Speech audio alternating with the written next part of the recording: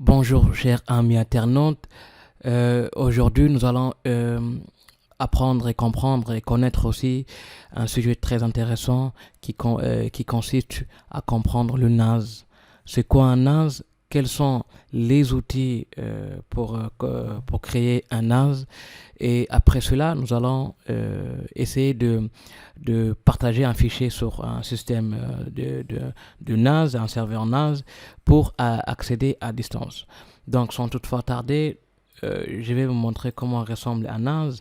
C'est ça. Donc, l'équipement en question que j'utilise, c'est QNAP NAS. Il y a plusieurs équipements de NAS. Nous avons un TrueNAS, nous avons un Synology NAS, donc un QNAP NAS. Donc, pour moi, j'utilise aujourd'hui un QNAP NAS. Dans ce tutoriel, je vais vous montrer comment euh, partager un dossier, un fichier accessible dans un réseau informatique. Mais dans d'autres vidéos, je vais essayer de vous montrer comment installer sur VMware, comment voilà, faire un backup sur un serveur Windows 2012. Donc aujourd'hui, nous allons nous focaliser comment partager un fichier ou un dossier sur un réseau informatique. Donc c'est quoi un NAS? Donc qu'est-ce qu'un NAS? Un NAS, c'est un serveur de stockage réseau. Tu as un appareil de stockage de données. Il stocke les données telles que nos photos, les vidéos, les musiques et les documents. Donc, on peut utiliser sur nos propres maisons, nos bureaux, même dans une entreprise. Et donc, elle a un espace de stockage sécurisé. Un NAS est plus simplement tout court une solution de sauvegarde. Donc, il a des principes. Un, elle permet de stocker. Deux, sauvegarder. Trois, simplifier. Et accès à distance. Et la cinquième, la sécurité. Donc, ça, c'est la définition en tant que telle un NAS. Mais après, je choisis QNAP en tant que NAS. Donc, j'utilise souvent cet outil de NAS qui a une interface conviviale qui permet de travailler facilement. Donc, en passant à la pratique. Donc, QNAP est un NAS. Vous voyez. Donc, ici, j'avais déjà installé et configuré sur VMware. Donc, il est ici sur VMware. Voilà. Donc, j'ai pris cette adresse IP et je me suis écrit sur l'URL et connecté avec mon login et mon mot de passe. Ok, je me connecte en tapant sur entrée du clavier.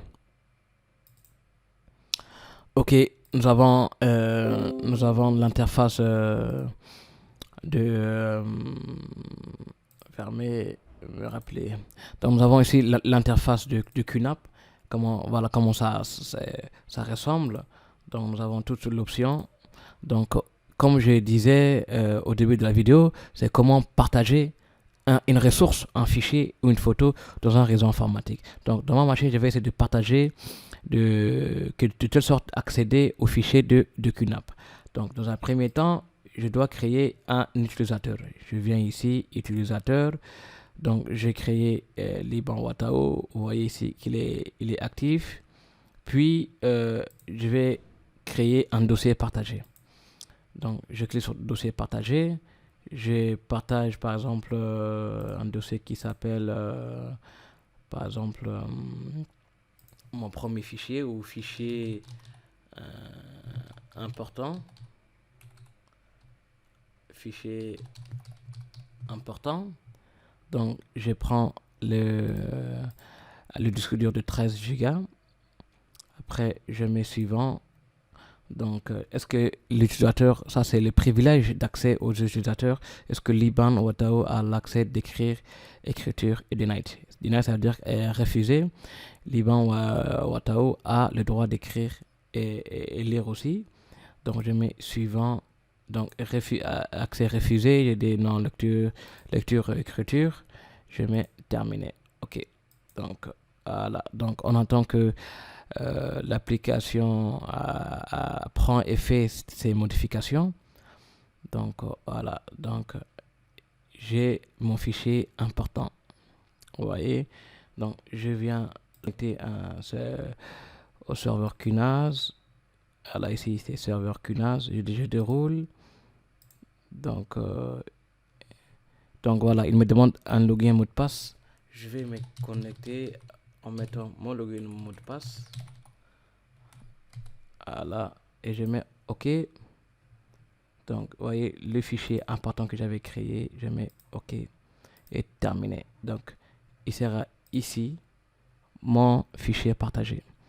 Donc, imaginons que par exemple, sur téléchargement, j'ai je copie ces fichiers sur mon serveur QNAP.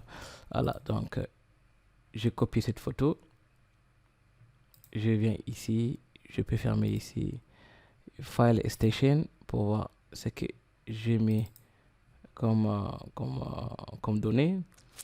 Et donc nous avons un dossier, nous avons un fichier, dossier partagé verrouillé, c'est pas grave. Donc fichier important, donc voyez la photo que j'ai mis. Donc comme je disais, QNAP NAS, c'est un outil vraiment qui a des fonctionnalités très avancées. Je vous suggère, recommande de bien maîtriser. Ça, c'est vraiment débutant. Donc, je vais faire un backup sur un Windows Server 2012 et puis l'installation de base du serveur QNAP. Merci et à très bientôt.